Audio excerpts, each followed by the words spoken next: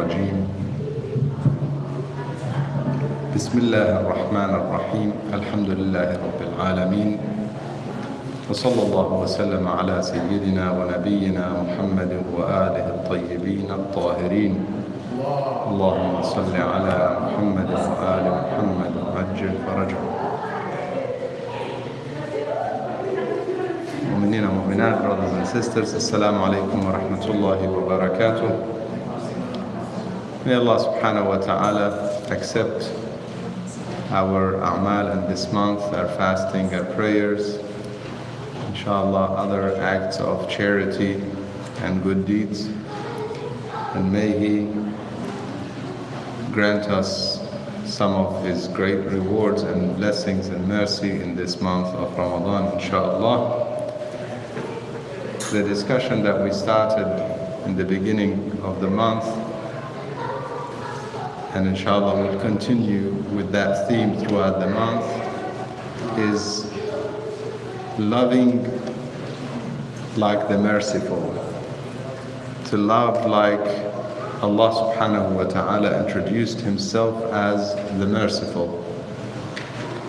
And last night I briefly introduced the discussion. However, tonight my focus would be on some of the benefits of love, and I want to speak about it from a medical and psychological perspective, which would be a great incentive for us beyond the spiritual benefits to actually realize how we should do our best to be like the Prophet ﷺ, and to be like Ahlul Bayt, and to be like Awliya Allah, in the sense that they were loving, they were extremely loving to everyone around them, to their family members, to their neighbors, to their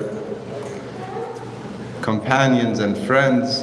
In fact, Rasulullah ﷺ and similarly Ahlul Bayt were loving to their nation, to the people of their time, to humanity in general. They loved all.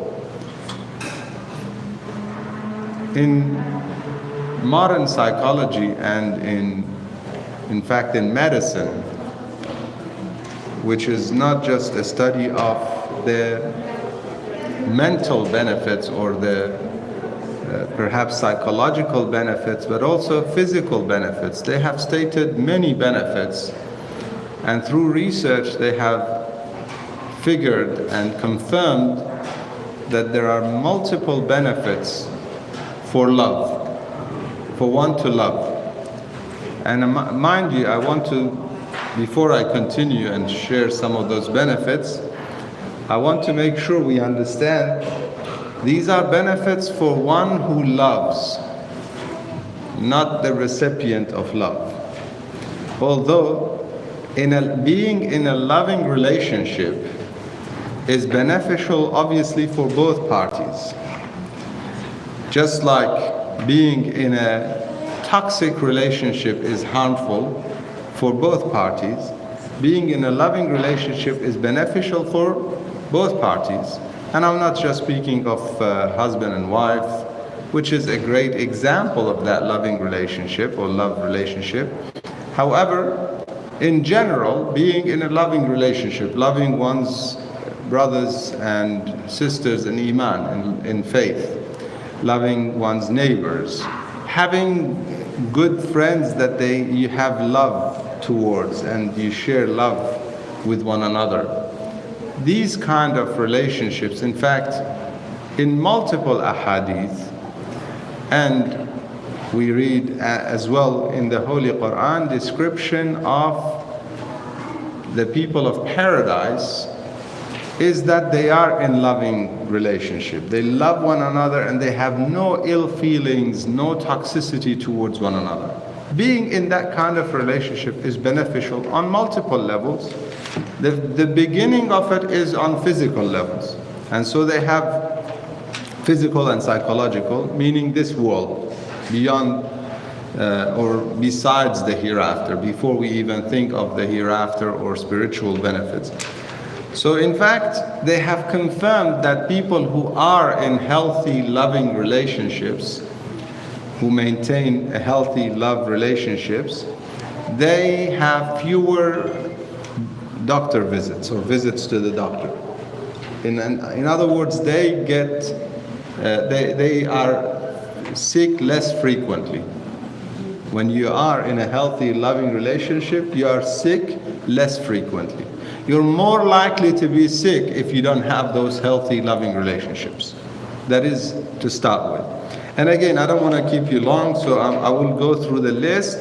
Those of you who want details, there are researches, and these are based on surveys and numbers, and I'm just giving you the highlights of the benefits.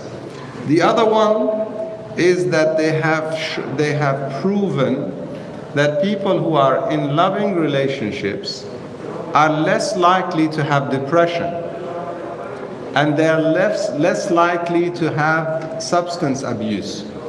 You know, all sorts of substances that unfortunately nowadays they have variety of substances, including, and I want to say this, including some of the modern day smoking, you know, the vaping and whatever, okay? All of that is toxic. All of that is unhealthy. And one who has, those who are in loving relationships and are recipients of love or givers of love, they're more likely to abstain from those things. They're less likely to be using drugs, they're less likely to have drug abuse, and they're less likely to have even depression and some of the mental problems or psychological problems that often are very, especially in today's, in today's world, you hear about them left, right, and center. Everybody, or every second person you speak to, they are on some antidepressants and some medication and so on. The third one of those is actually very health related, which is blood pressure. People who are in healthy, loving relationships, statistically speaking, they have less problems with blood pressure. So overall health, including blood pressure, which has its own, when God forbid somebody has blood pressure or problems with their blood pressure, then they have high blood pressure. They would have other health-related issues. The next one is related to anxiety. There is a dopamine reward area in the brain that those who love, they get that reward.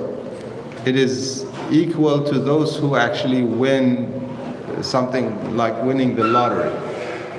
You know, some may think winning the lottery is a big thing. You know, they tell them you won the lottery, or you know, some other achievements or some other great news that people receive. There is a dopamine or some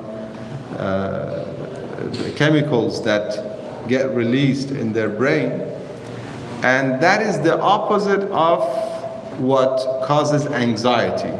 And they have proven that if you have love, if you do love genuinely, you're less likely to have anxiety, because you are releasing constantly or repeatedly, you are releasing those. And the more you have those fuzzy loving feelings towards people around you, the less likely you are to have any kind of anxiety and problems of that nature.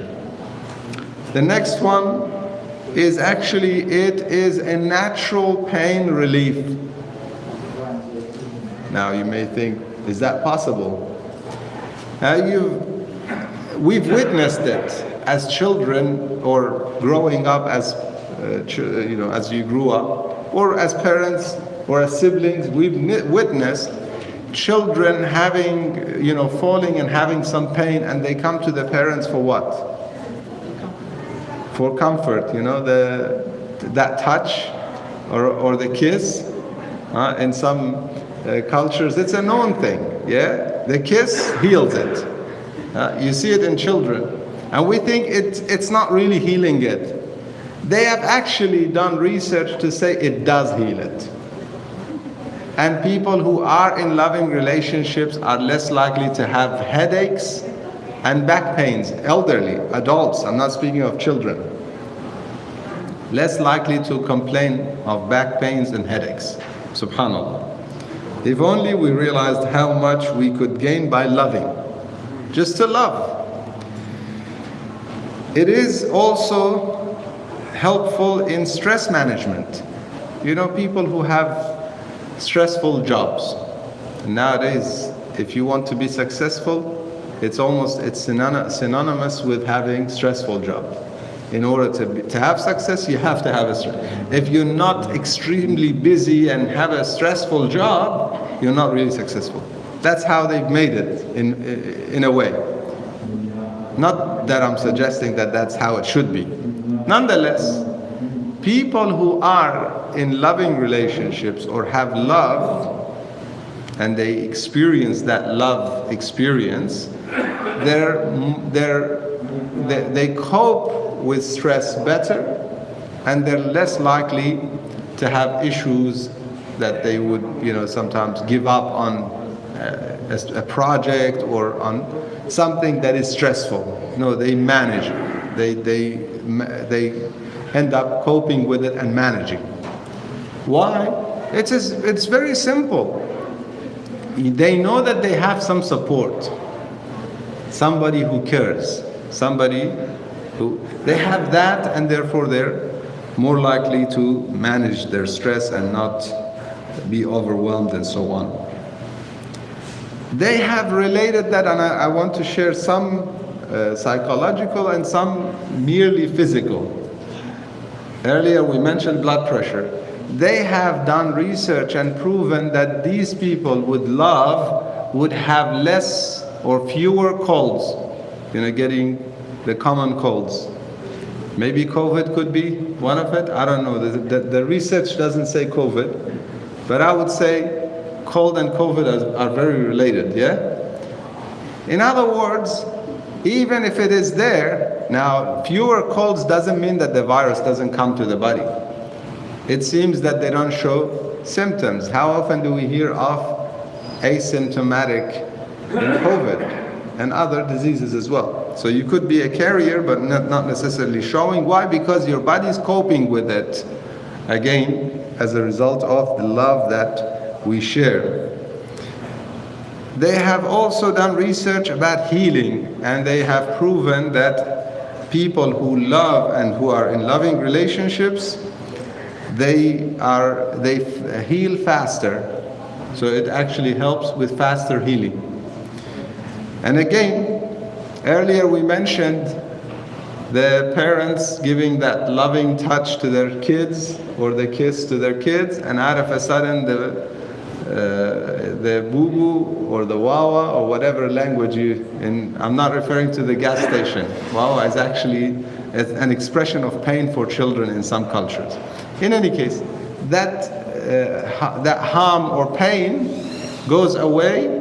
It actually, love helps them heal faster. They have done research, and they have found that people who are in, even after an operation, for example, they look at a number of thousands. In fact, in one of the researches I was reading, they looked at thousands of patients and how they healed, and looked at different factors. One of them was whether or not they were in loving relationships, long-term loving relationships, marriage and so on.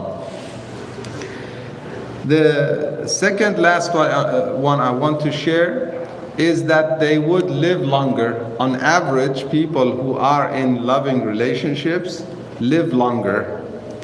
And the last one, so you might say, earlier we were discussing, longer life. Sometimes one gets fed up with life. Not only do they live longer, but also happier.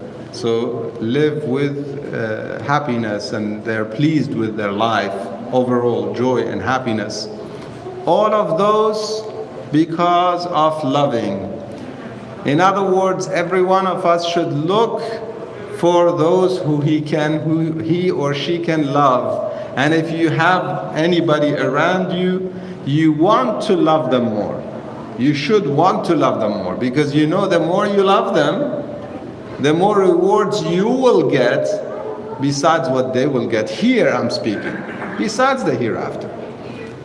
Before we even start discussing the spiritual benefits and so on, if I just want to share one hadith regarding the spiritual benefits that could very well be related to the physical world as well, and the material world and the psychological world. The hadith says if two people come together, greet each other, and they hold hands, shaking hands. You know, shaking hands in fact has a lot of benefits itself. One day inshallah we'll discuss the benefits of human touch, the shaking hands. Obviously we can at the same time discuss the harm of touching the opposite gender if they have no relationship. That we can discuss as well. Nonetheless, there are so many benefits for the shaking of the hands, and in that shaking of the hands, the hadith says 100 mercies, not blessings, not hasanat. I'm not referring to good rewards, but mercies, rahamat. 100 rahmah come to the people who are shaking hands. But the distribution of those rahamat are not equal. They are just not equal. They are through God's justice, and therefore they're not equal. How do they get distributed? Some of you may have remembered or read the hadith, or may remember me because me sharing it. I've shared it several times. I've shared this very hadith about the 100 rahmah and how they get distributed. Some say it's based on who started first. That's the salam. If you greet somebody with salam, the one who begins the greeting of salam gets the 69 rewards, and the one who responds gets the 1 reward. Yeah? So there's 70 rewards for the salam. I'm not referring to rewards. It is rahmah, mercies, and it's 100 of them. 99 goes to one and 1 goes to the other. Who can tell me how does it get distributed? Who gets the 99? Not the starting. It has nothing to do with starting. Asked? Intention. The hadith says something different. The one with more love, mashallah. Whoever said it, say salawat for them. Allahumma salli ala Muhammad wa ali Muhammad. That is literally what the hadith says. The one who has more love for their brother or sister in iman. If you have more love for them, you get 99 mercies from Allah subhanahu wa ta'ala. Now you can look at those 99 mercies and how they translate. If they translate to less headaches, less pain, more health, better health. If they translate to, and I'm speaking of all the worldly things, okay? Because believe it or not, the hereafter is a reflection of here. It is the reality of here. That is what we read in the Holy Quran. How you live here reflects in the hereafter.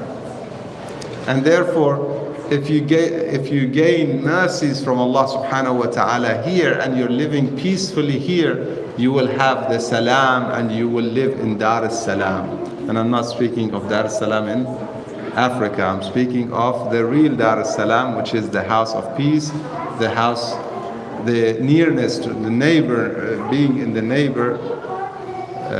neighborhood to Allah subhanahu wa ta'ala, not in a physical sense. Qurb. That's what we do. All our a'mal are for what? Qurbatan ilallah. We fast qurbatan ilallah, to gain nearness to Him. Nearness to Him is purity. pure hearts, good hearts, filled with love the way He is, filled with mercy the way He is. And therefore it translates on all levels of blessings and mercy in this world, including good health, including calmness, including good relationships, including peace in the family, including good children. All of that starts with a lot of love. The more you love your spouse, the more blessings you get in your family. Okay, and it's not a matter of saying it, claiming it. It is not a statement you make. You know, when you shake hands, you don't know who has more love. It's in their hearts, yes? So try and strive to have more love. Love your spouse more than they do love you, and see how things turn. Love your friends in Iman, your brothers and sisters in Iman more than they love you, and see how things turn. Inshallah, it is prayer time. We ask Allah subhanahu wa ta'ala to grant us abundance of mercy and love from His mercy, from the merciful that He is. We ask Him to make us amongst those who listen to us and follow what's best. Walhamdulillahi Rabbil Alameen. Wa sallallahu wa sallam ala Sayyidina wa Nabiyyina Muhammad wa alihi at-tayyibin at-tahirin.